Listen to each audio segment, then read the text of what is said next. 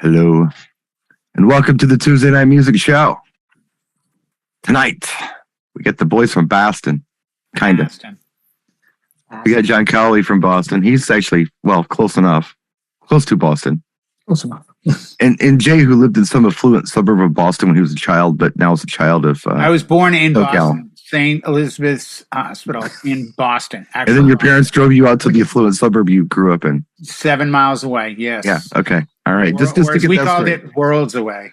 Let's get that straight. Yeah, we're not from the South Bronx. We're from the Upper East Side or something. Yeah. Okay. John would be the more Bostonian because he's from you from Milton or JP? JP originally, yeah. Okay, that's Jamaica Plain. Just That was Boston. Confuse the audience, but that's like Boston.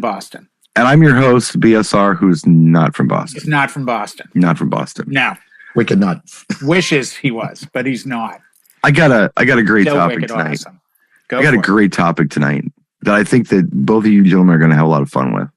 Great. Aerosmith. Easy, fun, totally Tuesday Night Music Show appropriate. Awesome. Great albums. Perfect. Just great albums. Now, here's what I want you to do. Okay. I want you to tell me what a great album is, and I want you to tell, well, not me, but the audience, Sure. and why it's a great album. That works for me. Okay? That's the criteria. There's a lot of great albums. Yeah, well, and this is your personal taste on this. So I'm not grading on anything. Right. I'm talking about just an album you think is great, and I want to know why you think it's great. Man, So, there's so many. There are. Who would like to go first? I had like 10 right out of the 10? Yeah. right out of the gate when you said that, and I can. How long we got? Probably You got an hour? Well, okay, let's do it like this too. I think you got to narrow the gap. a little. This is a mini series. Right. 3 weeks later. How about you try to only riff on this for like 2 minutes or 3 if you have to go long. Man. Per album? Okay. Yeah, we can keep it. Right. Oh, Yeah, we'll per just album, keep going yeah. around until we run out of time. I mean, this is to me, this is knocking on the door of Desert Island, because obviously you would want a great album if you were locked on a desert island, or what would you take? You could, But the criteria might be yeah. different. It might be more, this is nostalgic. It's not necessarily great from production, lyrics, theme, whatever. Well, the way I was thinking about it was we have viewers who watch, supposedly. That's what I've been told. People actually watch the show. And if they do, let's turn them on to something they may not know about. Oh, perfect. Okay, in that So respect, it doesn't have to be a I got desert other island. albums. Yeah. Okay. Here's something cool I think that you watching, if you don't know about it, maybe you ought to check it out. I'll go first. I got You go. 2 Okay. minutes. Yeah. I believe the year was 1988. Okay. You don't get a lot of bands that do themes. You do sometimes, and there are some famous theme albums. This, in my opinion, was one of the best. Production, lyrically, musically, and consistently across the album. Queensryche, Operation Mindcrime. From the first song to the end of the last song, it tells the story of a boy falls in love with a girl, ends up having to do some illegal things. The mob's after him, the mob's after her. They tie him into it. And as you listen to it, it begins to make you ask questions about who's the good boys and the bad boys, who's, evil and all that. Sure. And I've listened to that front to back 100 times. Saw them in tour do it in 1990 on the Empire tour. They actually did it beginning to end.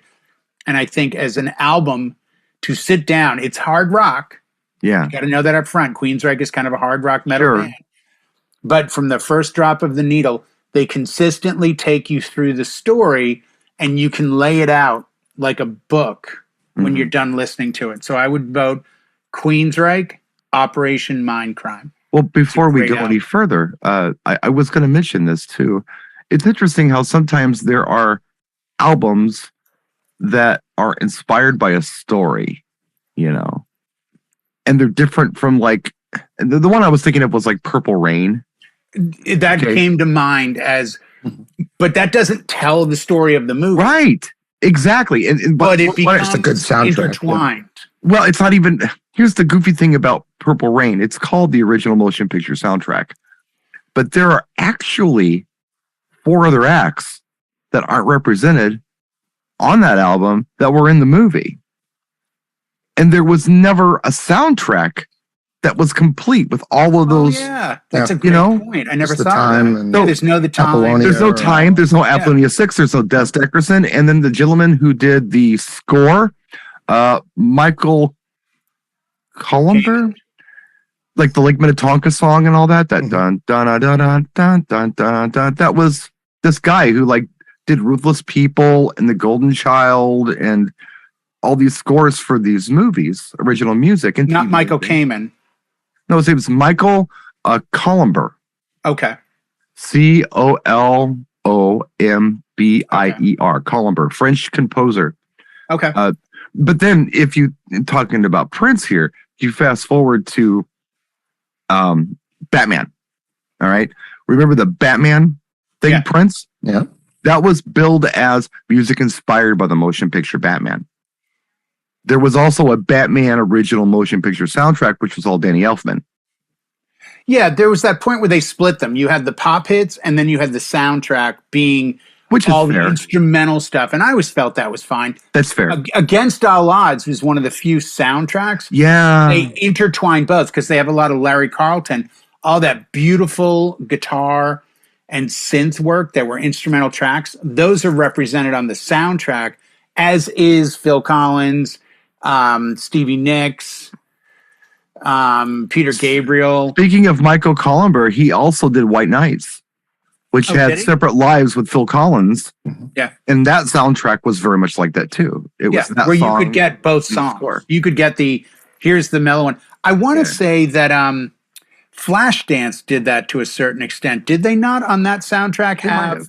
some of the more instrumental orchestrated pieces as well as the like Manhunt and Got a Feeling I and all don't that? remember the soundtrack that well. You do more about it than I do. Yeah, like I saw it in Maniac was the on it. theater. Yeah, Maniac was on it. Michael Sambello. Right. What a feeling. Wasn't Irene Cara.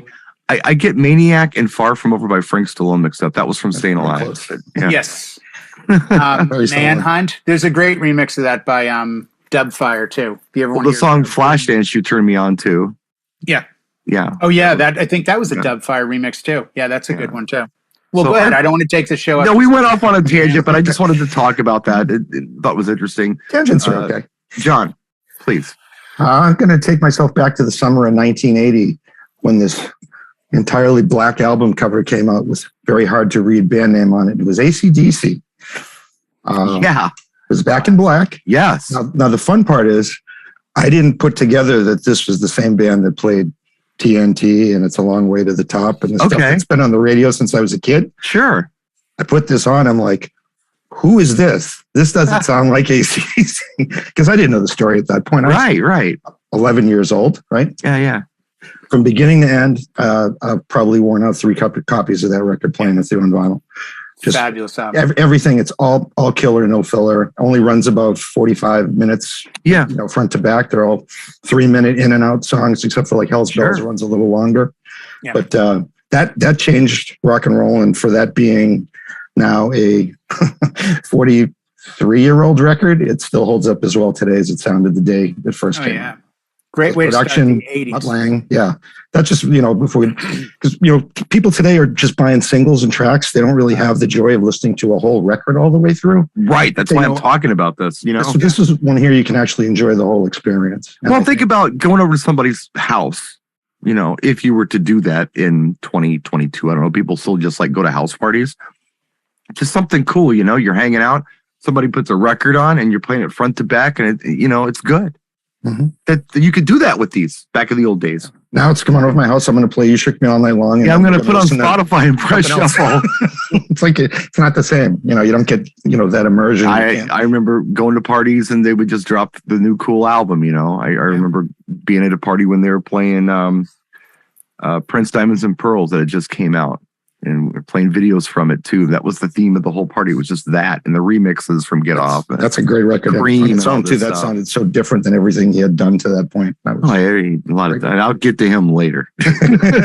every time it comes around to Brian, it'll be a Prince record. Well, Prince record. Jay And this teases is me another about it. Prince But this is relevant. We talked about that a lot already. We've only My guess, Brian's going Daft Punk or Prince on his. well, okay. If that's where you're going to pigeonhole me, I'll go somewhere different. Well, I'm just because you can go anywhere, so that's why I'm going to. I'll go somewhere. I recently took you, and you thanked me for it. Very little known album to probably the U.S. and Europe. Probably very well known in Australia. An act called Disco Montego. Oh, great album, Self-titled album. and I It did not is- know it. Absolutely, it's the best album you've never heard. That's fair. So if you get a chance to check it out, Jay, I would describe most of the tracks on that album as either kind of loungy chill or just pop. Yeah. Yeah. But it's funky. easy it's listening. groovy. Yeah. But it's cool. It's cool, easy listening. It's not like Square, it's cool. You don't get lost in it, meaning you don't get stuck where you have to stop. To me, greatness is, can I have this on in the background and enjoy it from afar? Yeah. I don't have to stand over it and go, what did they say? They're not making me work for the enjoyment. And I think the Disco Montoya, definitely Back in Black, they can just be on and you'll find yourself singing along while you're doing something else. The weird part about the Disco Montego album is there are so many different singers on it. You may not think you're listening to the same album, but it's definitely the same feel. Yeah. But not the same. Every song's different though. It's not like I was listening to a Cure song on 33 First Wave, Richard Blade Station. Yeah. I didn't know the Cure song because I'm not a Cure fanatic, but it was almost like Just Like Heaven, but not, But it could have been Just Like Heaven. It was probably earlier. But it was the same feel and vibe. Like, well, this could have easily been restructured into Just Like Heaven. So a lot of their songs kind of sound the same. When did that come out? About what time period? When did Kiss that Me, drop? Kiss Me, Kiss Me? The No, Cure? the other Disco one. Montego? Yeah, that was 2002? so. It's not all that. No, 2002 or 2003, maybe? You played us some samples in here before. No, that's Yeah. really good stuff. It's is it still in print? Can people still get it? I don't know, but Jay downloaded it, right? Yeah. You found it where? I found it. Amazon. I think it was Amazon. Yeah, I think it was Amazon. Probably. That's You on can my get it. list to It grab was that one. one of them. Yeah. It's super dope. So that's my recommendation. If you want to just hear something, and you know what, for DJ, okay, fine. You could totally use this for cocktail. Would you agree, Jay? Yeah. It'd be a fun cocktail album. People, what Almost is 07-ish, but like a little more upbeat. But it's on that kind of vibe. I mean, even last week I had to do instrumental for about half an hour. And I got 80,000 plus songs on a hard drive. And I was struggling Yeah. to come up with 30 minutes of instrumentals that didn't go in any one direction too far. Right. And I'm like, man, I gotta get about 2 hours of just some good instrumentals that aren't like so trancy, no one knows what to do, or they start Right. smoking, or they start, I just Smooth jazz is good for that for me. and that's where I ended up. I went to some David Sanborn. I'm like, okay, Sure. this'll work. This'll work. Yeah. Jesse Cook. Yeah. Paul Hardcastle's wonderful for that. But yeah. I did some Tommy Emmanuel. I did some Laura and Ray's, some Brian Hughes. I just you want to be able to just toss something on sometimes and be like, okay, here, because I would go towards more 07 vibe, Air, that kind of Thievery Incorporated, that sort of stuff. That's definitely more of the ambient chill. Well, give us a great album, Jay. Oh man. There's so many. Just pick one. But I want to pick one that people may not. It's not so much people don't know, but something someone could pick up. Something that might surprise them that it's actually a good album. Maybe you've seen it in Crate Digs and didn't know that you should grab it. I don't know. Well, this one might surprise you, and this was the one that turned me on to the band. And this Okay. is from I believe this is either 79 or 80. Okay. And from the first song, which I think is Let It Go, to the last song, which I believe is the Bringing on the Heartache, the original, it's Def Leppard's High and Dry, and there's genuinely not a bad song on it. That's good. And it's, again, it may have something to do with it. I believe it's a Mutt Lange production. Yes. So there's a common energy and theme. There's a real clarity on the instrumentation. It's not Dolby Atmos kind of weird hearing, but you can hear everything going on simultaneously, and there's enough fill to kind of excite you. Yeah. It's a great headphone record because there's a lot of separation. You get and I've listened to it recently. It was on something I had, and I listened to it in its entirety, and I didn't find myself going, yeah, this was okay then, but it's not cool now. Like, I still really enjoyed it. But there's a lot of, there's Maiden albums like that and Priest albums like that. Yeah. From back in the day, and I think there is that sense of nostalgia. But I was never a music snob. I was never like, oh, have you heard the new Pat Metheny? Because this shows that culmination of diatonic and Lydian work. Like, I think you've got to sometimes be able to listen to things that have a good palette. It's something that I just want people to be able to say, oh, you know what? I will pick that up and maybe I'll enjoy it. I would, based on the recommendation from Sir J. Yeah. Even if you went to YouTube, because God knows every album is on YouTube now, and just check out On Through the Night. I'm sorry, High and Dry, the second album. On Through the Night is their first album. But and if you did listen to both, the growth is like kindergarten to high school. I would argue that the second, third, and fourth album, you just are going to enjoy them. They're good. Even if you're not a rock fan or whatever, they're three really of those albums. Second and fourth album are really good. Most people might not go back that far. They know Pour Some Sugar and maybe they know Photograph, but to go that one step further back. Yeah, it's just one step back from Photograph. Great record. Yeah. So that'd be me. John, what do you got? I'm going to do another older one. From 1980. Okay. We all bought it because it had a number one song on it. It had another one, Bites the Dust, on it. Queen's The Game. Yeah. The silver cover with the black and white photo of them. Has so many other great songs that just didn't have time to get on the radio play. It's funny you say that. Called Love Is on it. Yeah. Dragon Attack, Sail Away Sister, Need Your Lovin' Tonight. There's just that's a playthrough record that you can play beginning to end. Had a crazy little thing called Love on it, didn't it? Yeah. The older stuff was somewhat strange if you're listening to Day at the Races and the older, but when they finally got their stride in 1980, that was a great record. I agree with you. I think some of the early Queen stuff, I thought about Queen being a great band, but some of the early News of the World and stuff, a little avant-garde sometimes. Yeah, it is. So, Battle of Ogres, that song, isn't that great? Like, I can't even hum that. The Game, though, I mean, it's cool experimental stuff, but if I'm going to give someone a gateway to Queen, I think The Game is a really good choice. That's a great record. Yeah. No, I would agree with you there. 100%. It's a great choice. Bought it for the single, but loved it for the whole thing. I'm like, man, there's so much good stuff on here. The crazy little thing called Love is very The Game on it. 50s throwback. Yep. Another one, Bites the Dust, is a hip hop staple. Mm-hmm. I mean, it's just a neat album. So, and they even got Roger singing on vocals too on one of them, Prime Drive. It's called Rocket Prime Drive. I think it opens side 2. And he sang on Roger Taylor singing. I Love My Car too. That was Roger, because when I saw him in concert, he did the vocals on it. Who knew he did all the high notes until we watched the Queen documentary? Right? I know, exactly. What a learning lesson. Like, crazy. Wait. Like, do it again. So, higher. The drummer and the guitar player, one has a PhD in astrophysics. Brian May is a doctor. He has a PhD in astrophysics. He's a shredding guitar player that plays the guitar he built with his dad. Yeah, out of an old fireplace. Yeah. 30 watt amplifiers, 3 30-watt amps on stage at Wembley. Yeah. Oh, wait, and they do all those vocals back live? And the drummer hits higher notes than Freddie. Okie doke. Oh, yeah. Yeah, I'm in. That's a win. Yeah, no, sign me up. Sign me up. Yeah.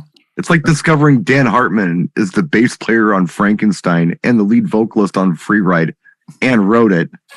Another show. Sorry about that. And he can dream about you. And Instant Replay and all those disco songs.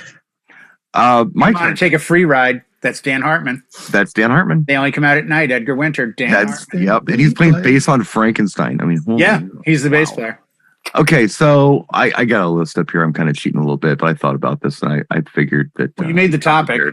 Yeah, I made the topic, so it was only fair that I did that. Normally I go off the top of my head, but I did cheat a little bit. The one I really like, and I really try to turn people on to when you're in the mood for it, I really like it.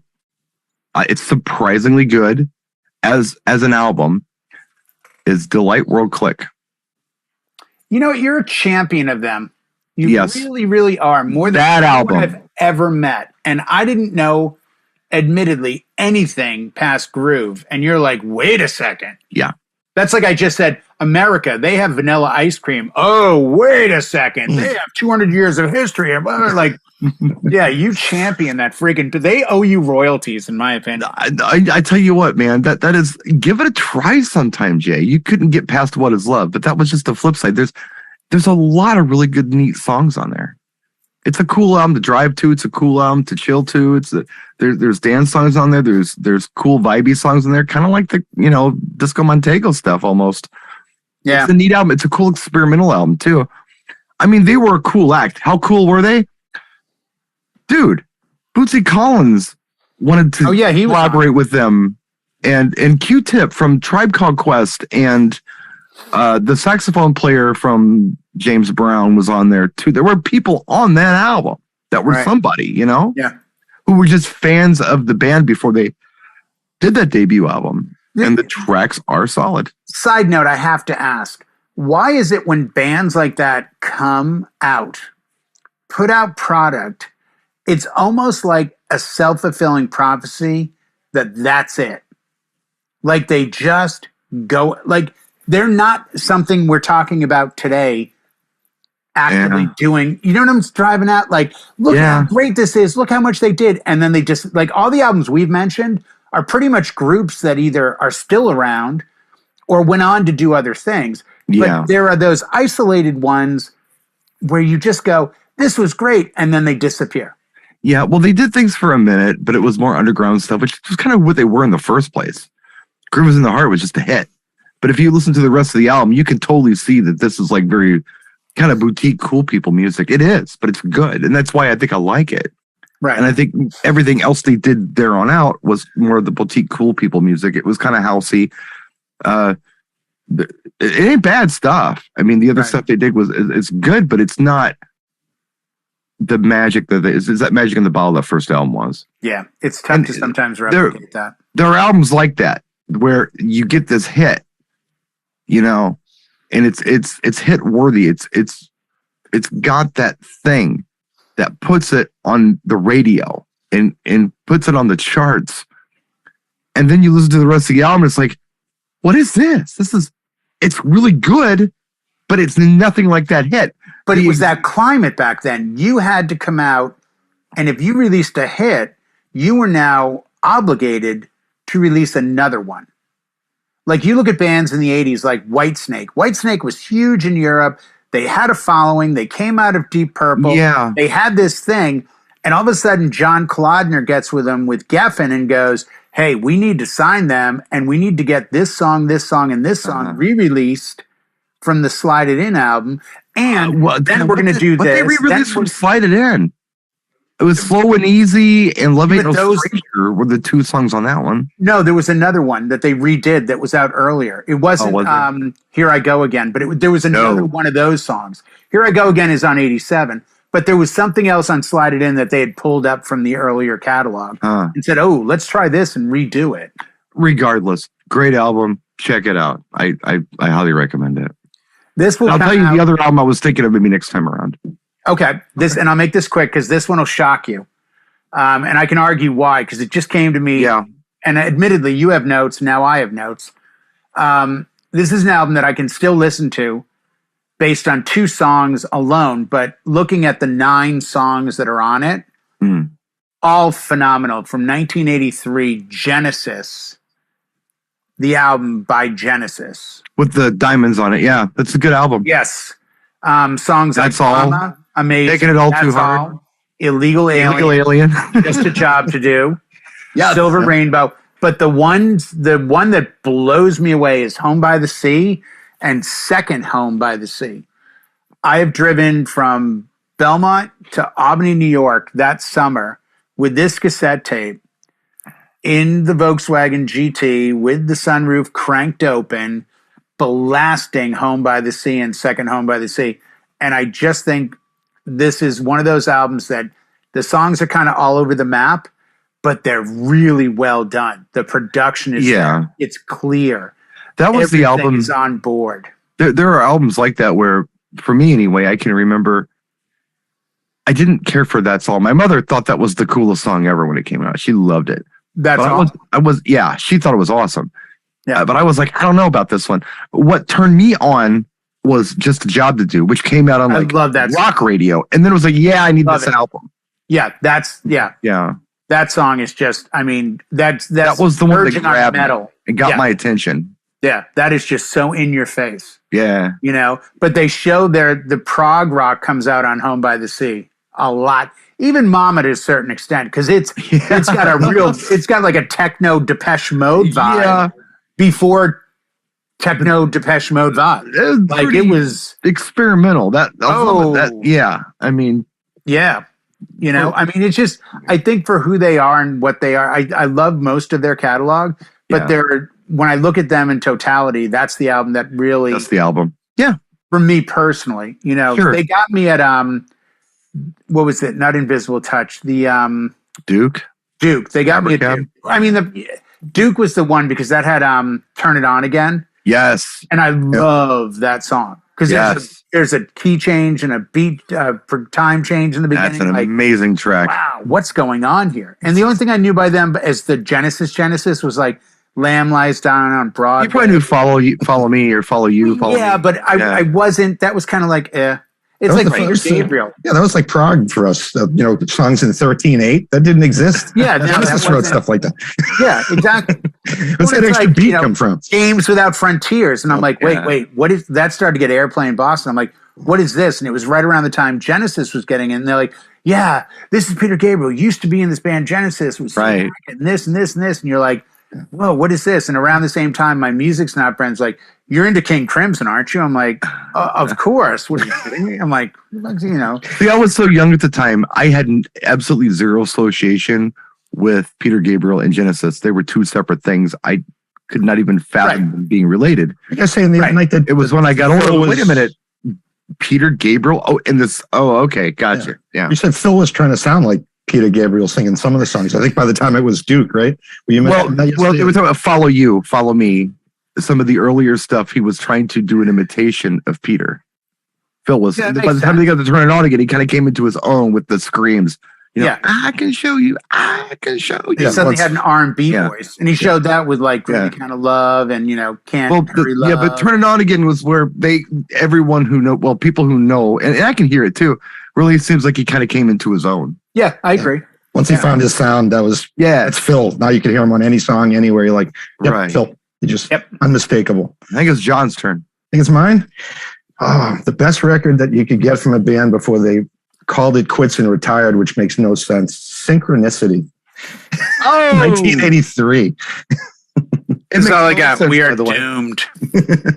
It makes total sense. They said what they had to say and they moved on. That's it. What a way to go out with a bang, huh? That's you a good album. King of Pain. You got Every Breath You Take. I got Wrapped Around Your Finger. Yeah. And King of Pain's the one that I dismissed. I wasn't into reggae rock recently either. Growing up, I was a rocker, and somehow I just liked that record. What's Murder by Numbers? That's got 35 time changes too. Is that on Synchronicity, or is that on Ghost? And might be on Ghost. Because that's another track that you listen to, and you're like, okay, I know what he's doing. Wait, how do the songs? Start over. The song can't start. Try to clap along. Yeah, how can you're like?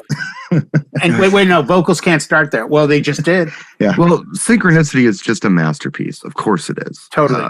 Just a way to go out on top. I mean, that's Synchronicity. Because it made us all look up what that word meant. We all had to learn that word because we're like, I wasn't smart enough to listen to this record, okay? Yeah, that's what I thought. And I'm like, I better look this one up. Where's the Webster? I thought Synchronicity 2 was about nuclear war because that was kind of what we were all thinking about at the time. Yeah, early 80s. In the video, they were in shreds, and it's like, no, it's like the Butterfly Effect. There was some band in Boston that put out an album called Cacophony. I had to look up that word. There was a club called Pastiche. I had to look up that word. I didn't come here for an English lesson. Seriously, like, what's a pastiche? Oh, it's a mixture of. It was all a different restaurant across the styles street from my of house for a things. minute. Yeah. Isn't that a Okay. symbol brand? Pasted, but By the way, I learned Zildjian. Real quick trivia: Yeah. Sabian, the symbols they make from Zildjian. Yeah. Sabian, you know what that is? The first 2 letters of each of their kids' names. Well, There's your nugget for Or that. the first and middle go. name, like the first and middle name of each kid. So it's Yeah. Saiban or something, and that's Yeah. the 3 kids. Yeah. They showed the parents doing an interview and like, where'd you come up with the name? Like, well, we took our kids' names and took the first letter of the first name, the second letter, and we went. It's an acronym. We made that. Yeah. There's an album that, like, we were talking about with Genesis. That's all was like the track that everybody heard, but I bought it for another song, just job. Right. And the rest of the album I really enjoyed. Yep. The one that it just sticks with me. There was a song on the radio and I didn't like it at all. I didn't like it. But the neighbor had the CD, and this is in the early days when we were all getting CD players. So I'm like, oh, you bought that? Oh God, you're lame. Okay, well, you know what? I'll take it and I'll record it onto cassette so I have it, just so I have a collection of music, because that's what DJs do. Beastie Boys License to Ill. Great album. So, he bought it for Fight for the Right to Party, but the rest of the album is nothing like Fight for the Right to Party. Right. And that was everything about that album I should hate, but I love it. To this day, I love it. It is a classic. It is amazing. Yeah, it is. And you're right. None of the album sounds anything like, because I bought it too. I bought the cassette for, Fight for Your Right to Party. That's what I'm doing, because I was like 20 at the time. Right. I'm like, I'm going to fight to party. Yeah. It's like, it's going to be a rock rap record. No, nothing like No, that. it's That really one not. is. The one that got on the radio is, but not the rest of it. it's But really that was not. hardcore, dude. Oh my God. That was great. And they even got more diverse with Paul's Boutique that followed that. I actually plan on sitting down and listening to that one again. I was reading today. There's like 160 different music samples. I was reading just like the list of the credits of all the royalties they had to pay to whoever for this bit, that bit, this. So I got like 160 on that record. That's I think an Paul's audio Boutique is bigger. Paul's Boutique has more samples.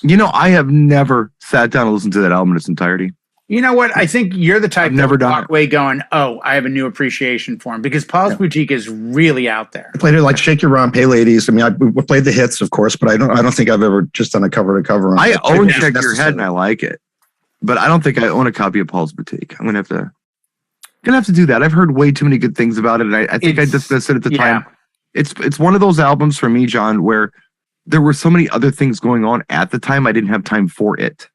Yep. Perfectly good reason. Yeah. There was a lot of music coming because out there was all that rapidly. great stuff happening. So I was like, I'll get back to this later, and I just never did. So I forgot all about the Beasties until Intergalactic came out. And I'm like, oh, they're back again. Here we go. Another one I got to play for a while. Well, and I respect anyway. It's like, we can't play instruments, but we've decided to learn them so we can do an album. Like, well, they were punk rockers. but that's my point. That's so punk. Yeah. So plasmatics. Like, we can't play, but we're going to learn just to do this. And they got good. Right. This like is going punk to come. bands do, and then they can't be punk anymore. I think this is going to excite Mr. Red. And by the way, I'm just going to comment now that my album, this one, I had 2 I was going to throw up. I'm going to do the second of the 2.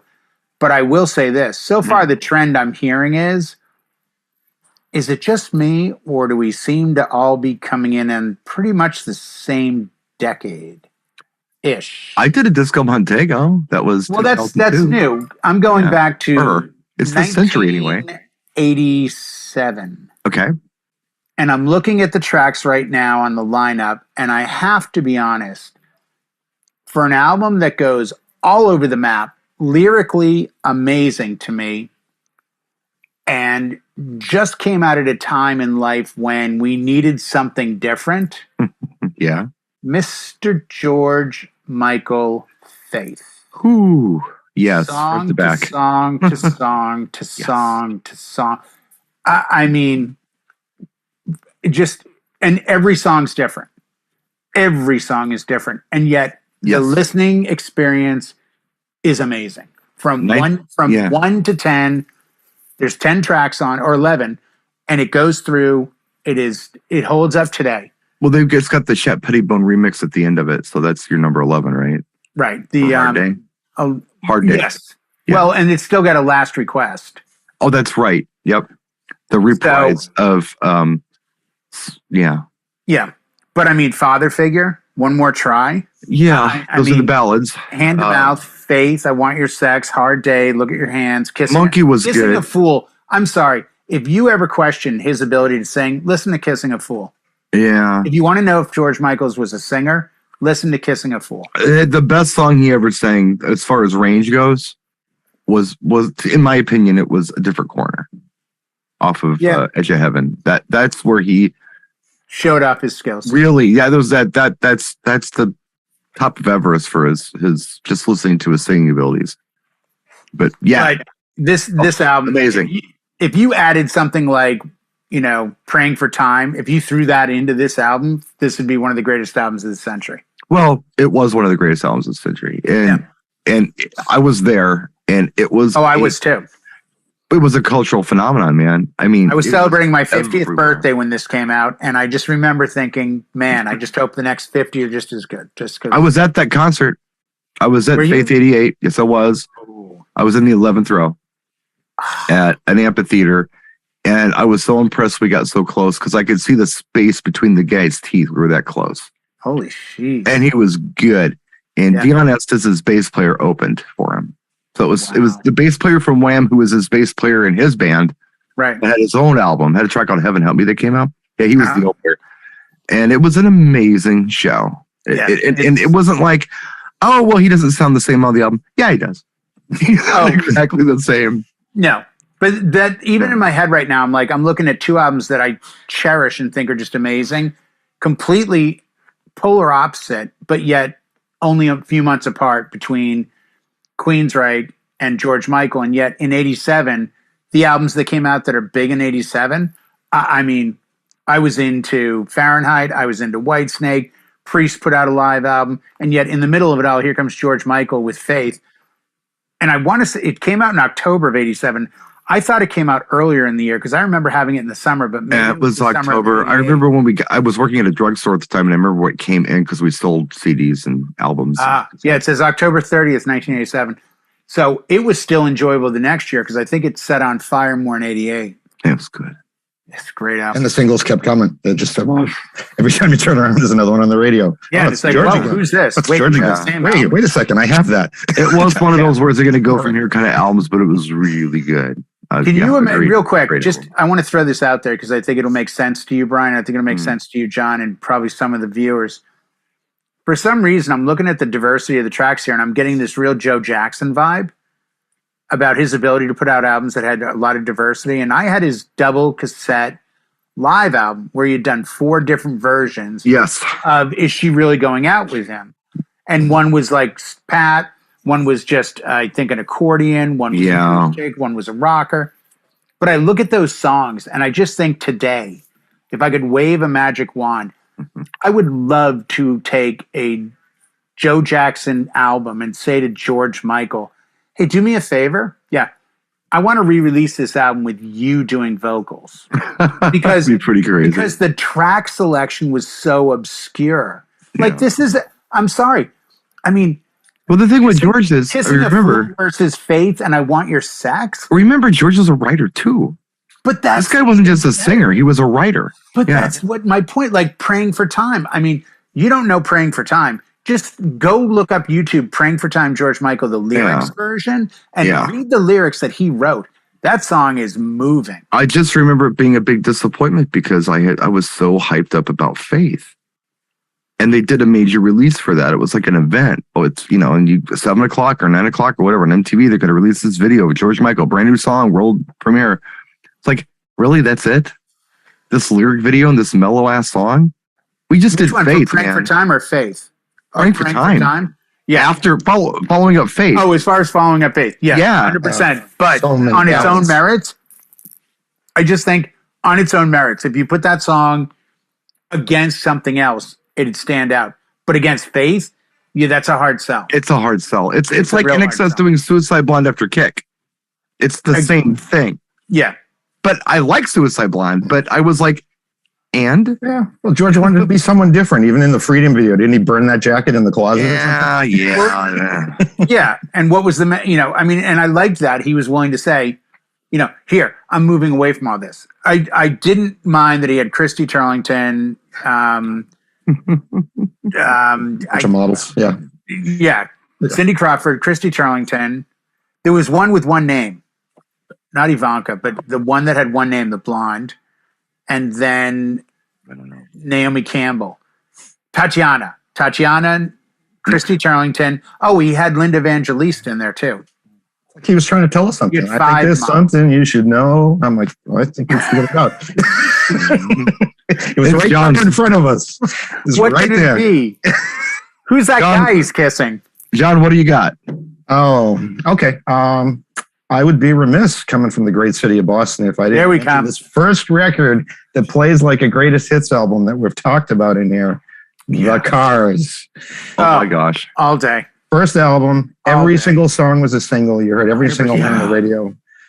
And they weren't, they came from other parts. I mean, they settled here and, made the record. And were They had to. They had brain cells. They got some musicians out of, Berkeley and the Institute of Music. And Yeah. every single song on that record, all the words to every single song on that record. Yeah, you do. From Best Friend's Girl to Just what I needed. Just What I Needed, You're All I Got Tonight. You can sing every single one, all mixed up, moving in stereo. Every single song you've heard on the radio.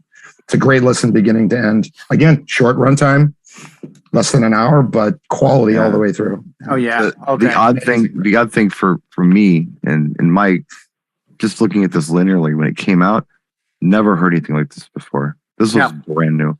I remember my sister's boyfriend brought it over because mom and dad would go out and do things with friends or whatever. Mhm. And I would get stuck with an older sibling, and I got stuck with my sister that night, and her boyfriend came over with records. And he put the needle on the record, and the first track I heard was Let the Good Times Roll.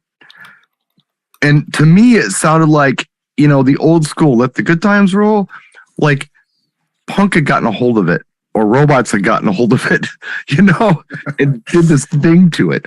And it was cool. It was like, wow, this is like throwback, but futuristic at the same time. Never heard anything like it in my life. No. And it guided the sounds coming into the 80s that followed because that kind of new wave punk crossover. But it just had like that Buddy Holly groove, it was just kind of I'm seeing pictures in my mind when I'm hearing these tracks. I mean, with no, video or anything like that. I never, nothing. Just the music paints pictures in my mind. It's neat. Mhm. Yeah. Think about the song "I'm in Touch with Your World." I always thought of a cartoon Sly Fox kind of character whenever I'd hear that song, and all mixed up. I think I thought of Wind Chimes Tangled Up or something. I mean, there was these pictures I had in my mind from this music. From the first album. No, I'm saying in general, First up. like their whole catalog. You start to Yeah, get their whole that catalog image is- of like. Yeah. I saw them on the Candio tour at the Boston Garden. Oh, no. And it was the first band concert. This was 80, 81. And it was the first big concert I ever went to where I couldn't see an amp on stage. They had chain link fence running between the drummer in the middle and then chain link with black like pipe and drape behind it. Mhm. And Elliot Easton came out and Ben Orr came out and Rick came out. And I'm like, where are the amplifiers? Why don't I see a wall of Marshalls? This doesn't make any. They had a PA, but they purposely took the attention off them and the gear Yeah. and made it the experience. And that was groundbreaking. Like when I saw AC/DC at the Garden, they had big amps everywhere. When I saw Black Sabbath, they had big amps everywhere. Yeah. This was the first time I remember commenting to my buddy who played guitar. I was like, where the F are the amps? And he's like, Chain they've link got 'em fence covered. and blacked out. You feel like you're like in the playground at school or something. It's the experience is you're with the band and they're playing at a place and the focus isn't really the speakers or the big Right. fancy But crap. it was the first time I'd ever seen it. And again, you're talking 1980, 81. So you're going back 42, 43 years. And it's still to this day, I go to see some shows and it's either they're showing you what they own or they're not. And they're using an ISO box somewhere else and they sound amazing, but there's still that sense for me as a guitar player. I would like to see a stack of Marshalls just to validate that you're playing through something. So the cars for me, and I mean, if you want to deep dive their catalog, they're good all across. Candy-O was great. Shake It Up was great. Heartbeat City was great. I mean, the song Heartbeat City. That was groundbreaking in my opinion. So much good stuff there. Such a great song. I even like Panorama. I liked all of it. Yeah, I have all good. Yeah, and Panorama didn't really launch a big single. I like Touch and Go. Touch and Go was I remember the first time I remember going. Well, so I was pretty young. I was probably 12 or something. I was 40. My sister. Well, no, my sister was in college though, and on the weekends, my parents would drop me off at her dorm, so I would see what the college experience was like. So maybe I'd do better in school. I was your sister's teacher in college. I'm just saying the age difference. First, here's what I'm getting at. This is relevant. The very first party I went to with a mobile DJ. Oh, and the first song I remember hearing was Touch and Go, and everyone was pogoing to it. And that just left an impression in my mind because when it would kick into that bridge to go to the chorus, everybody was like pogoing. Yeah, it was like a gallop. Wow, this is neat. Yeah, you have that spot where you go. It was a Halloween party, So everybody was in costume. They figured I was, a college kid, so I was just jumping in with the rest of them, having a great time. But it was the first song I remember hearing. The first time I ever attended a party with a mobile DJ. By the way, I dare say, in my opinion, and I'm not alone on this, probably one of the greatest examples of what a good guitar solo is. Listen to any song by the Cars. Elliot Easton created a song in a song on every guitar solo. If you listen just isolated guitar solos from him, they are little miniature songs in the middle of a song. They follow the melody. They have a point. They have a beginning, a middle, an end. And then they circle back and join the song perfectly. And I've read article after article on him, and he's like, you know what? I'm just trying to tell a quick story. I'm very George Harrison influenced. I love the Beatles. I used to smoke pot in high school and play for 30-minute solos. I just want to give you something in the middle of the song to remember that it was there. And I think he's probably one of the greatest examples of perfect guitar solos for songs. Absolutely. Like very, very underrated. Literally. Oh, totally serves the song. Everything he does serves Everything serves the song 100%, John. 100%. So where should I go here? I should go with stuff that isn't obvious. Right? Okay, well here, let's go here. Well, turn the crowd on to something that they don't think you'd be into. They don't think I'd be into? Yeah, because they know your MO is like, oh, hey, it's Brian, everyone. Prince, Daft Punk. All right. Obscure stuff. A really good album. They may not have. Okay, a really good album. And if you would have told me that, 40 years later, I would have told you what a great album this was, I would have laughed at you. Right. Because just to see it or hear the first track, it just seems so disposable to me. But going back now, it was a debut album, and it's really good. And that would be the band Rat, Out of the Cellar. Whoa, great album. Yeah. Song for song, good album. Right. Seriously, Bow Hill production, solid, good sound on it. Stephen Pearcy was his name, I think. Stephen Pearcy. Yep. And he was Milton Berle's nephew or something? No. Yes. Was that the story? Connection to Milton, yeah. Real quick, their manager was a guy named David Berle. He's Milton Berle's nephew. Oh, okay. Hence why Milton Berle is in the video. Round and Round video, yeah. And he's in the next album. He's Invasion of Your Privacy. Yeah, he's in one of the videos on there. Which track I can't. Yeah, lay it down. Lay it down. Probably. Yeah, he's in that one. But yeah, Stephen Pearcy on vocal, Robin Crosby, who's passed away on guitar, Juan Crusader on bass, Bobby Blotzer on drums, and Warren DeMartini on guitar. Anyway, Bow Hill. It was a great album, and front to back is a great album. I remember I was invited by some friends to go see the concert. And it was in Madison, so we went. There were 4 of us. Oh man, I was in 7th grade. I was like, 12, 13 years old. Go to the show, and I remember Autograph opened, They had just released Turn Up the Radio. They had just released Turn Up the Radio. Yep. And then Rat goes on. The channel. And Rat had an album, so they just played their album front to back. You know. And I believe the last song they played was Lack of Communication. That was the last tune. And it was great. I mean, that was enough. Yeah. It felt good. We just watched him do their Out of the Cellar album live. Yeah. And it was really good. So if you don't know it and you dig rock and you want like catchy songs, check it out. It's a really good album. Good album. I can't believe I'm saying this, but it is. Notably that Jakey Lee, famous from Ozzy Osbourne and Badlands, was the original Rat guitar player. And you can hear him on a track I played on Twitch Friday night called You Think You're Tough. The demo of that, I think, still has some of Jakey Lee's work on it. But Jakey Lee left and recommended Warren DeMartini because they were all out of San Diego. Warren was like 16, and Stephen Pearcy talked him into moving up to L.A., and the rest is kind of history. But yeah, as far as those bands of that period go, I mean, it sits well. You turn it on, and it does what it's supposed to do. Yeah. 87 Whitesnake does what it's supposed to do. The other one, I think that's what you get from great albums. They do what they kind of plan to do. John's first one, Back in Black. You know what? You ordered hamburger and fries, and that's what they gave you. They didn't turn around and give you. You know what you're going to get. Hey, here's some cottage cheese. I didn't order cottage cheese. I wanted a hamburger and fries. Oh, then you want AC/DC Back in Black. Yeah, there you go. It's got to be in the top 10 of all time for best production, best, comeback Lyrics record. are good. Comeback. Who thought they could come back? And what kills is this. Let's not assume the audience knows. One of the best metal albums of all time, or hard rock albums, is Highway to Hell by AC/DC with Bon Scott on vocals that came out 2 years before Back in Black, before his death. Right. I mean, the fact that that's the legacy they left and then managed to start over again and even catapult past it. Well, the pond between everything probably helped a little bit. Very well could. But it's one of those things. Yeah. Like by the way, we could almost do this as a weekly because we haven't even touched into the Led Zeppelins, the Rolling Stones. Well, we can go into overtime. It's your turn. I don't care. Go ahead. Do one more of that. You're not going to fire us. We'll go along. Yeah, that's true.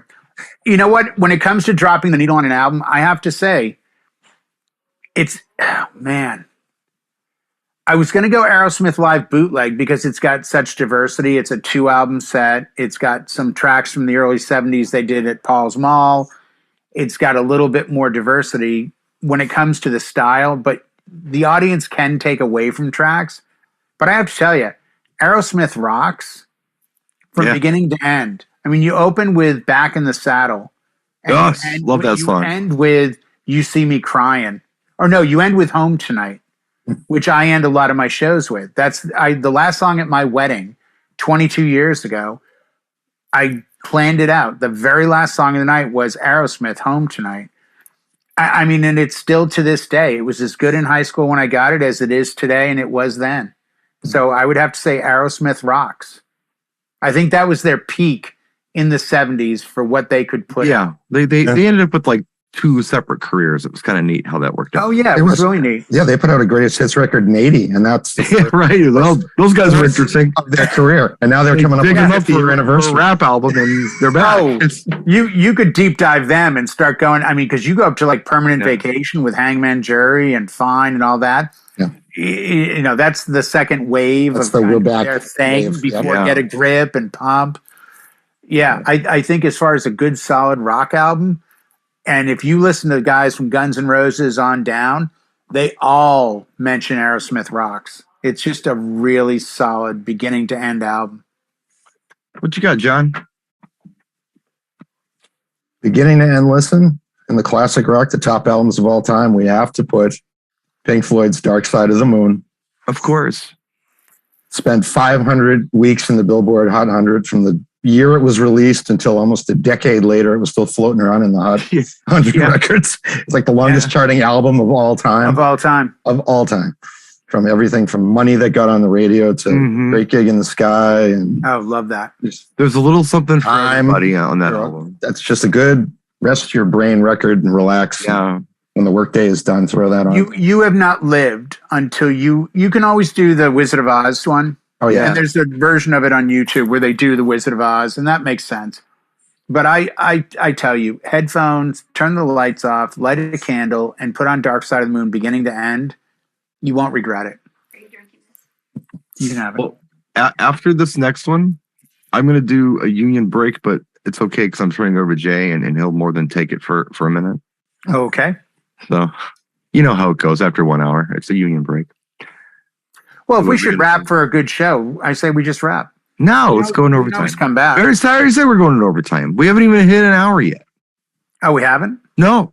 Oh, that's right. We started late. That's right. Right. Started late. Okay, well, once we hit the hour, we're good. I'm gonna go into a totally different.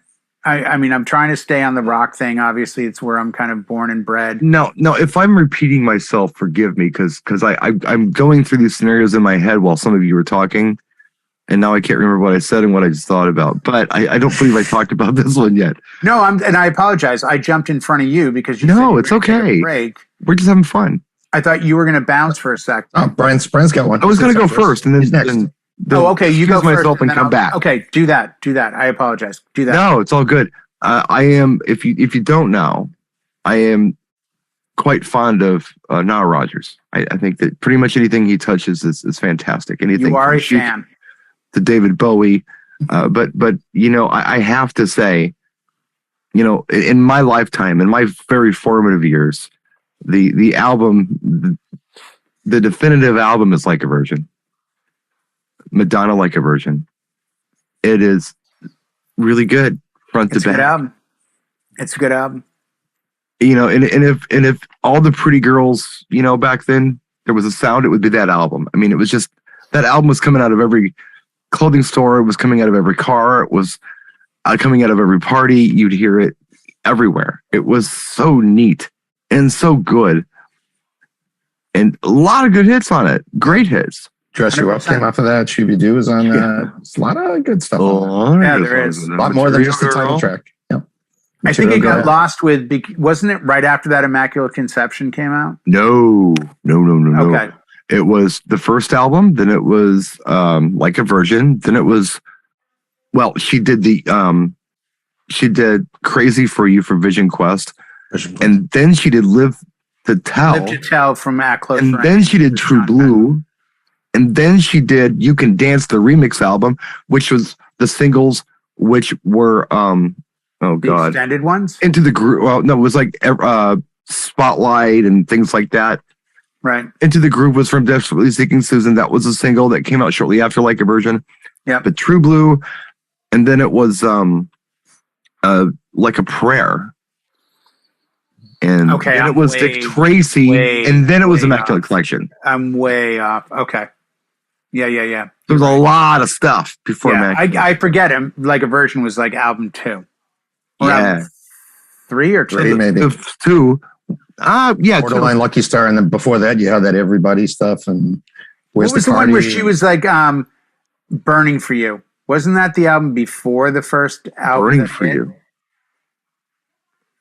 Burning for Your Burning Love. Up. That was well, it was a single that was released before Madonna was released, but yeah. Right. Yeah. Burning Up. Because I remember seeing that video where she's like in a little rowboat in a little canal or something. Like, no, that was Like a Virgin. No. Then what am I? No, there's something about her. Burning Up. It's nighttime and there's a car or something. I think. Wasn't she in a boat too? I know the Virgin one where it was like in a canal in Venice. It's Venice, yeah. Right, but I'm saying the Burning Up. I thought she was in water. I'm going to look it up. I don't know. Maybe she was. I don't know. She's in a rowboat in the video for Burning Up. But with all the stuff you're talking about, Burning Up and Everybody, and the first album with Borderline on it and Lucky Star, that was all, Jelly Bean Benitez. Right. I for some reason that was him. Burning Up was pre the first. I thought there was like it was a single before the first album. The single before the first album. Okay. But then that was the first album, and then she switched over to Nile Rodgers for the production. She changed it up. Right. Which was kind of neat, interesting. I mean, Michael Jackson was Quincy Jones. Make a mental note we got to get Joey Blue on the show someday. Yeah, absolutely. Because it would be interesting to talk have him while we're having this talk, considering he was there. Considering he's the first DJ to ever play Madonna. It would be nice to hear his opinion. I mean, he kind of, I'm not saying he's like valuable. I'm saying he's the genesis of Madonna's playing out in public's career. He's the first guy to play Madonna in public. So now I'm going to take my union break. That's a nice thing. I'm going to let Jay do his. I'm on the fence on a couple of these because I don't want to steer someone down a road that they aren't willing to go down, but at the same time, I don't want to just stick to the rock because there's so many rock albums I could say, you should listen to this. It's amazing. So I'm going to surprise people because I think if you were not alive in the 80s, it's hard to understand because nowadays you get the iTunes of here's the single you need to hear. And I got to be honest, I am going to come out with Duran Duran Rio. Rio. Nice. Even though I could argue Duran Duran, the first album, because I love Chauffeur, I love Planet Earth. Yeah. I love, Girls on Film and all that. Girls on Film, Something You Should Know. No, hold on a minute. Stop right there. Hold on a minute. My break's almost over. He's on break. We'll get back to him. So, Is There Something I Should Know did not appear on the first album. Was it a single? Is There Something I Should Know is a single that was released after the success of Rio in the U.S. After the success of Rio in the U.S., they re-released the first album in the U.S., omitted one track, and put the single Is There Something I Should Know on it so the U.S. would buy more Duran Duran albums. Gotcha. Okay. So the original first album does not have Is There Something I Should Know on it. Oh, okay. But I didn't That get makes sense. Because the ones I liked on that album, initially somebody turned me on to Chauffeur and Planet Earth. And I was like, whoa, what is this? And then when Rio came out, I'm like, this doesn't make sense. Like, this isn't those same guys, is it? Like, no, it's the same guys. I'm like, but they're just like really good looking dudes in like Sri Lanka, which again, I had to look up because no one knew what Sri Lanka was. Right. Yeah. They're running from wolves and stuff. Like, wait a second. Where are they? They're in Sri Lanka. Where's Sri Lanka? Like, my wife busts my chops about this all the time. She's like, where would you like to go in the world? I'm like, I want to go to Sri Lanka. She's like, why? It's not like the Duran Duran videos. I'm like, I'm just saying that's where they went. She's like, it won't look like that. I heard women in jungle paint and stuff. No, I heard them talking about that one time. They said it was terrible because we were broke. We had a wardrobe, but we didn't have any money. We had nothing. We had no budget. We thought, well, if we go there and make videos, it won't cost a lot. And the country was like, there's nothing going on there. No, there isn't. I just want to get on that white boat. Just give me that sailboat. These videos. Yeah. Right. That's all I'm looking for. Did it look glamorous, but it was totally not. We were broke. They were broke. Everybody was broke. We just had clothes. But yeah, no, I think the Rio album as a full listen, I think it's a solid album. Once again, well, no, that's not true. I was going to say Nile Rodgers, but that is not true. That doesn't happen until Seven and the Ragged Tiger with Reflex. Right. And that's a great album. Well, Seven and the Ragged Tiger is a very good album. Yeah, it is. I didn't have, you know what? I saw them. My mom made me take my sisters. That's right. You were telling me that. See them. And I'll never, as long as I live, this little girl, and we were not near the stage. We were like up Loge, Worcester Centrum. So off the floor, up a few rows. But, the stage was, I don't know, 75, 80 feet away. And this girl was with her mom. And she's like, will you throw this to John Taylor? And she gave me this little teddy bear. And I hummed this thing as hard as I could. And I felt bad for the girl in the 18th row that I hit in the head. This thing had no weight to it. But they were like, I've never to this day, this was 85. I've to this day never heard a crowd yell like that.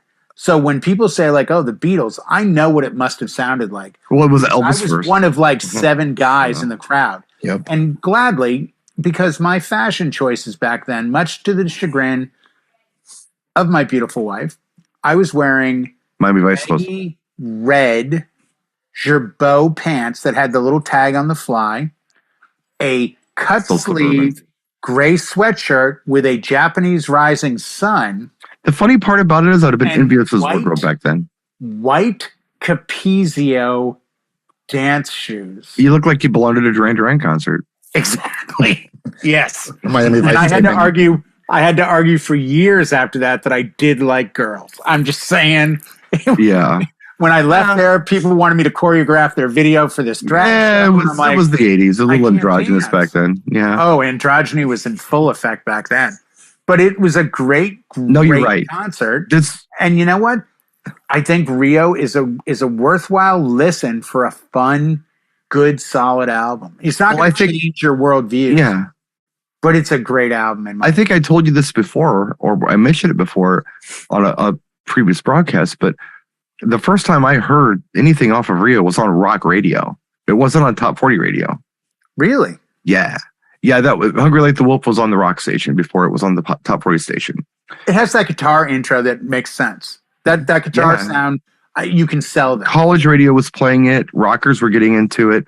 Yeah. But it for just a half a second. Then Save a Prayer came out and they were all like, whoa, whoa, whoa. Yeah. Put on the Nile Rodgers kind of said it best. He said, big kids like good music, but little kids like good music too. So when little kids like good music, for some reason, that's not okay with the big kids. And that's not fair. And he's that right. would be Baby Shark. So Baby Shark and little kids like that. yeah, his point is proven to And you. well, once in a while, just But is it big kids like cool music and little kids like cool music too. But when too many little kids like the same cool music, then the big kids don't want to hear it anymore. Well, that's just what it is. Do you agree with this Good analysis. statement? Do you agree, and I 100% agree with this, do you agree that most people, especially alternative people, when they're into a band, when that band gets too popular, they leave the band? They think they sold out. Yeah. But it's not their fault. Like the Smiths, the Cure, all those alt bands of the day, once they got too big, there was a fan base that was like, I liked Depeche Mode better when I saw them in Emerson College for 300 people. Yeah. Now they're playing like sold out stadiums. No, they're not my band anymore. It's like, wait a second, it's the same music. They got popular because you realize, the Clash, should I stay or should I go? That video is filmed at like Yankee Stadium.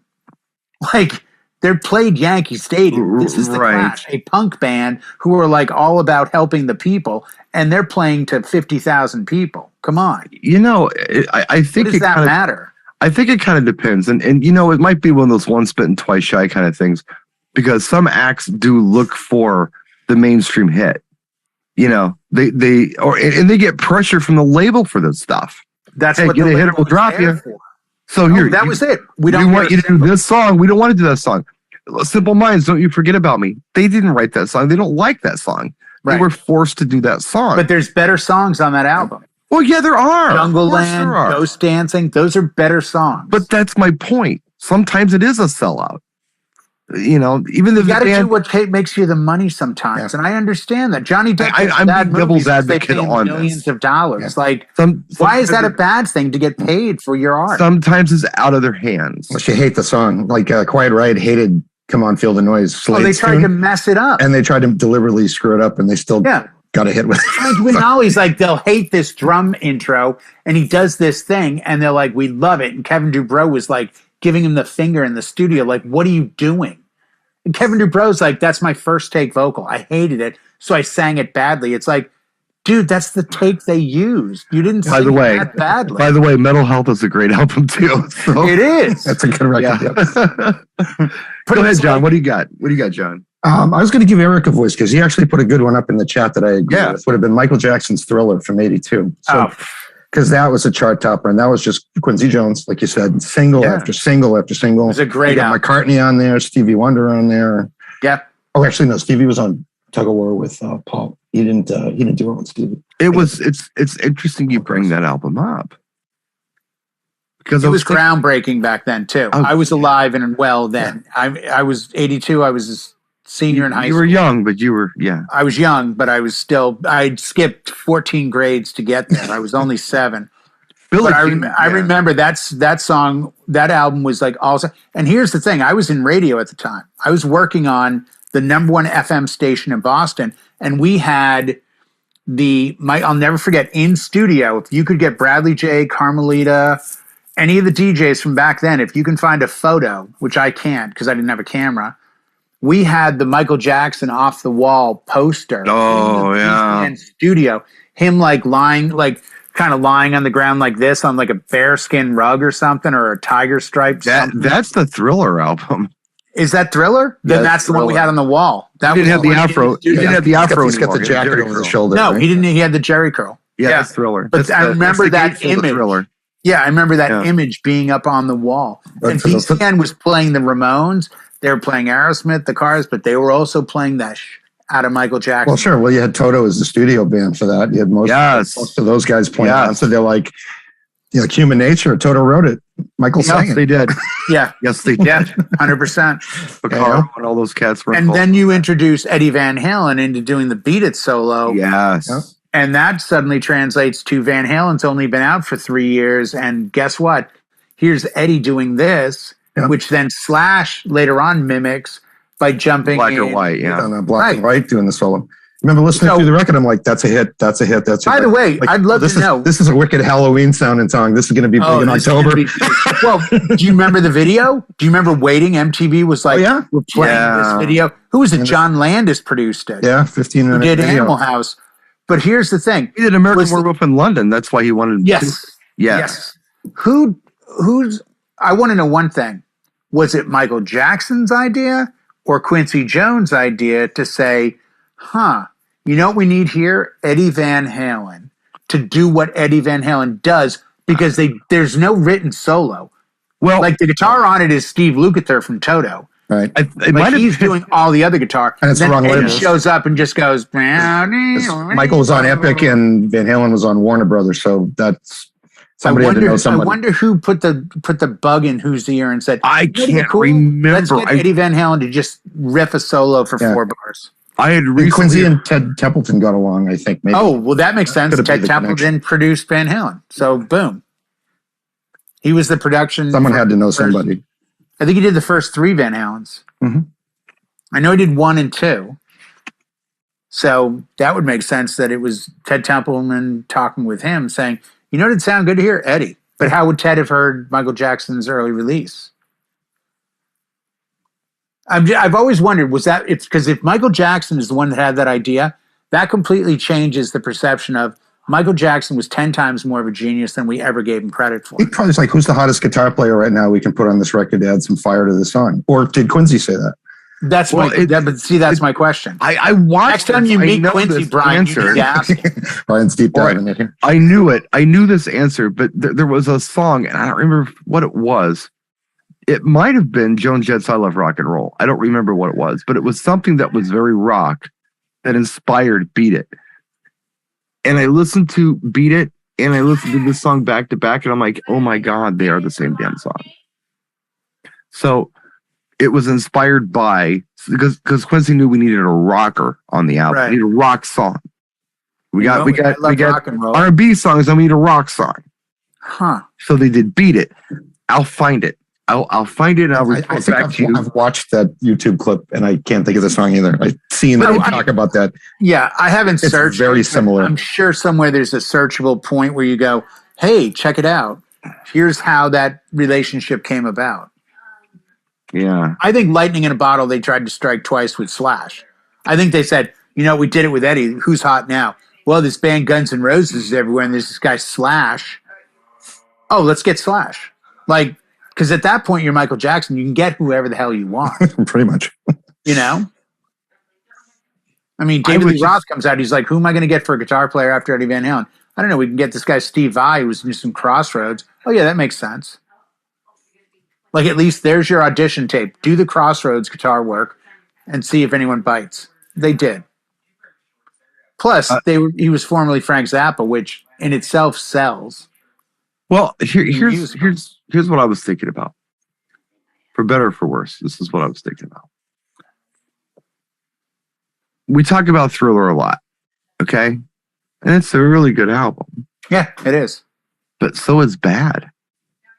Bad's and really dangerous. And dangerous. Yeah. And the one that no one ever talks about is the History album. That's true. It's really good. Because a lot of people think History is the greatest hits album. It's a double album. Right. Disc 1 is greatest hits. Disc 2 is a brand new album. Didn't Prince have a quote about Michael, or is that just a meme? So he called the album bad because he couldn't fit Atrocious on the cover or something. Didn't Prince say something like that about Michael? I don't know. I don't know about that. No, but Bad was good. I'll send you the picture. Yeah. I mean, who knows what people say? Hey, it's on the internet. It must be true. Well, of course. No, the only thing I ever heard Prince say about Michael Jackson was he wanted Prince to play the part that Wesley Snipes played in the Bad video, where they were rival gang members in the subway. That didn't even make sense. And yeah, so Michael Jackson wanted Prince to be but Wesley Snipes got the part, but he wanted Prince to do it. So all I had to do was read the lyrics and said the first line is "Your butt is mine." It's like, wait, whose butt is whose here? I ain't doing this. No. My butt ain't yours. No. By the way, biggest Thanks, but no Michael thanks. Jackson history track that people just do not seem to know when I mention it or turn them on to it is "Stranger in Moscow." I love that song. I think it's one of his best tracks ever. Stranger in Moscow is the majority of people I know do not know that track. And if the harmonies on there, who I think is, I dare say Sheryl Crow is probably on the harmonies on that. This time around, is that one on that one? Because that was really good too. Or is that on Dangerous? I can never remember. That's on Dangerous. That's on Dangerous. Yeah, it's on Dangerous. But Stranger in Moscow is on History, and Sheryl Crow was his touring singer for a while. For Bad. Right, but I get the feeling that they tapped into her for those harmonies. I think History was like 83 or 84. Yeah. But Scream was really good. Been in LA then. Yeah. But Stranger in Moscow, like, I'll turn people onto that and they're like, who's this? Like, it's Michael Jackson. They're like, what? They're all good. I'm like, it's amazing, huh? Yeah. So should we do another round or should I just do one more and put a fork in it? I say you do want to put a fork because this could get, like I said, we haven't even begun to scratch the surface. I've probably got 100 in my head that I can. Oh, the pressure! Once a month, we'll come back and revisit. Yeah, you know what? John makes a great point. I think this would make a great once a month and just have some sort of mental log where we're not repeating. Oh, did I mention Aerosmith Rocks for the 8th time? Yeah, you did. So I'm going to give you an album that I never hear anybody talk about. Not this album. They talk about every album around it. But not this one. Oh, deep dive. No, it's not a deep dive.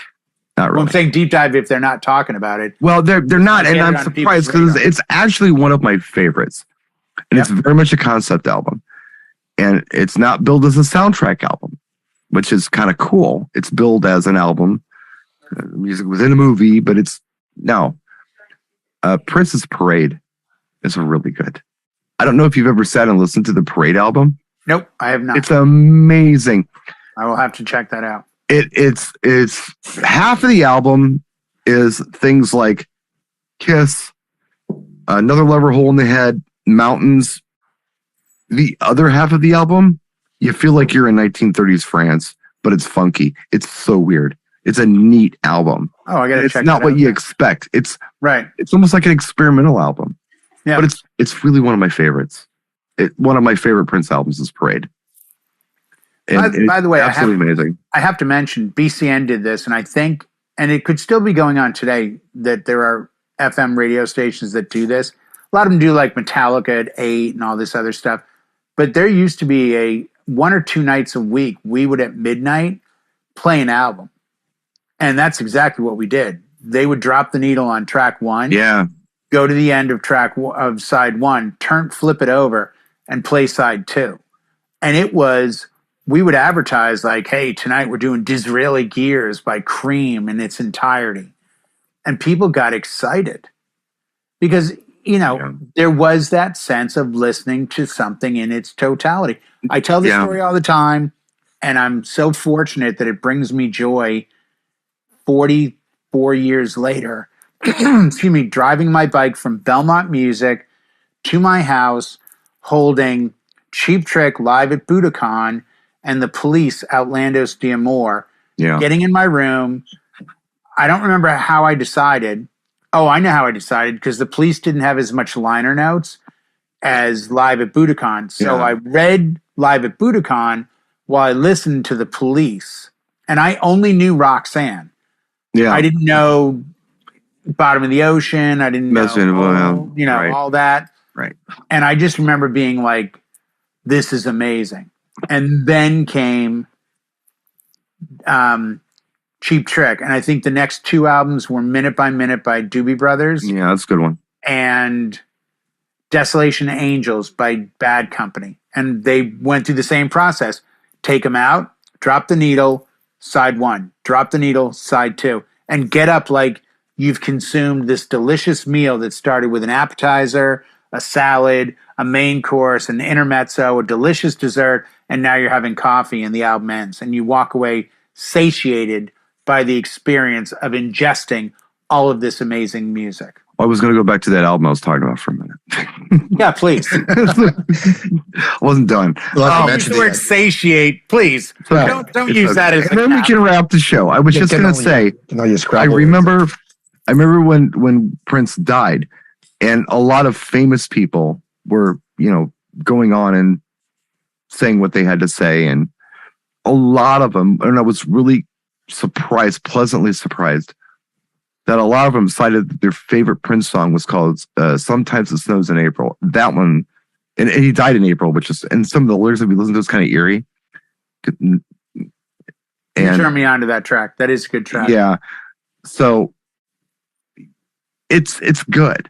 It's not just me. Other people are listening to this as well. And it's interesting that that the lyrics of that song. Anyway, that's all I had to say.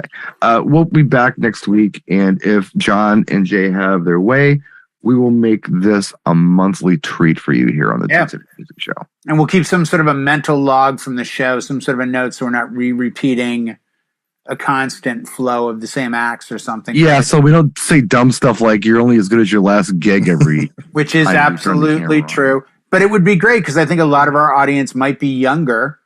And even if they're our age or older, they may have missed some of these tracks along the way. So the challenge, folks, is for me not to repeat anything I talked about tonight. So I got to mark them down. And I did have some on here that no one mentioned and I didn't talk about that are good. So me too. Save them for next time. Might not be able to do overtime next time, but we'll have more. We'll have more, folks.